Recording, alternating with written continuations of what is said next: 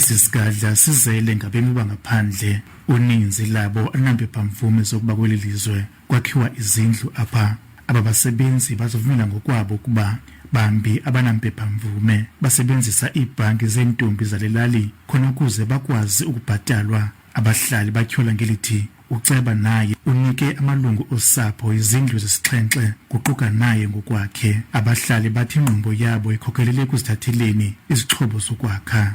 Uthi hayi abanama amabhasi most yabo babesuka ngaphandle and uze barhole kufuna babe nentombi abathandana nazo apha kuthi. Abasebenzi bangaphandle bazivumele ngokwabo ezizityholo. Andisho but bakhona bona abaninzi basuka eLesotho, bakhona basuka eMozambique, njalo ngama-country. Bakhona abanganawo, so munye uyakhona ukuthi acela kumngane ku-girlfriend imali yakhe ingena kuye. Abahlali abaphila kwiimeko ezibuhlungu bathi kudala belinde izindlu kodwa zinikwa abantu abathile.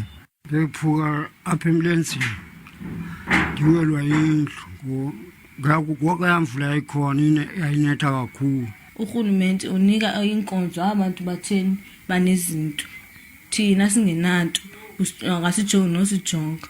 Usodolophu wasePort St Johns uthi bothukile zezityholo. Kunyanzelekile ukuba kwenziwe inzame zokuba kuvulwe ikheyisi yalondo yokuba kukwazeke ukufumana abantu abenze lo mkhuba. Dinkululeko Nyembezi, Iindaba ze-SABC, ePort St Johns.